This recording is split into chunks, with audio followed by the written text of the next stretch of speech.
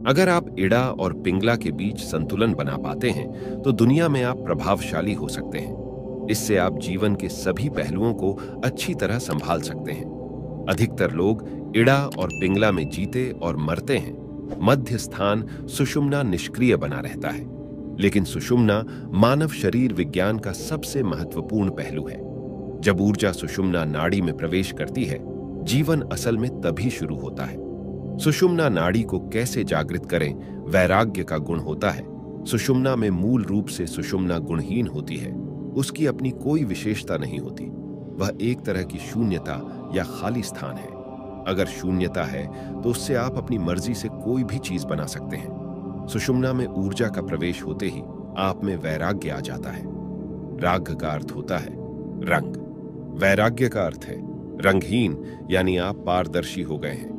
आप अगर इड़ा या पिंगला के प्रभाव में हैं तो आप बाहरी स्थितियों को देखकर प्रतिक्रिया करते हैं, लेकिन एक बार सुषुम्ना में ऊर्जा का प्रवेश हो जाए तो आप एक नए किस्म का संतुलन पा लेते हैं। अगर आप पारदर्शी हो गए तो आपके पीछे लाल रंग होने पर आप भी लाल हो जाएंगे।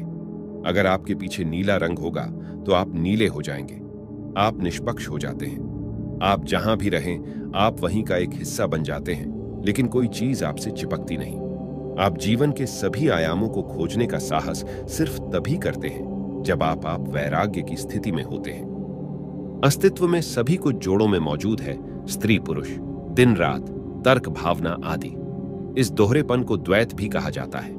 हमारे अंदर इस द्वैत का अनुभव हमारी रीढ़ में बाईं और दाईं तरफ मौजूद नाड़ियों से पैदा होता है।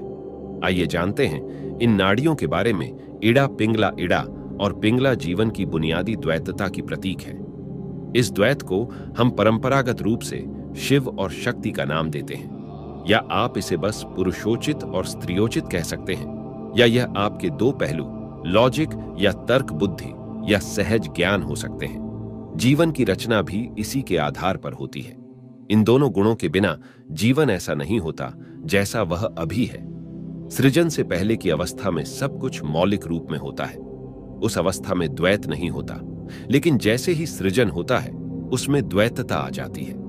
पुरुषोचित और स्त्रियोचित का मतलब लिंग भेद से या फिर शारीरिक रूप से पुरुष या स्त्री होने से नहीं है, बल्कि प्रकृति में मौजूद कुछ खास गुणों से है। प्रकृति के कुछ गुणों को पुरुषोचित माना गया है और कुछ अन्य गुणों को स्त्रियोचित। आप भले ही पुरुष हों, लेकिन यदि आपकी इड़ा नाड़ी अधिक सक्रिय है तो आपके अंदर स्त्री प्रकृति यानी स्त्रियोचित गुण हावी हो सकते हैं। आप भले ही स्त्री हों, मगर यदि आपकी पिंगला अधिक सक्रिय है तो आप में पुरुष प्रकृति यानी पुरुषोचित गुण हावी हो सकते हैं। अभी आप चाहे काफी संतुलित हों, लेकिन अगर किसी वजह से बाहरी स्थिति अशांतिपूर्ण हो जाए तो उसकी प्रतिक्रिया में आप भी अशांत हो जाएंगे, क्योंकि इड़ा और पिंगला का स्वभाव ही ऐसा होता है।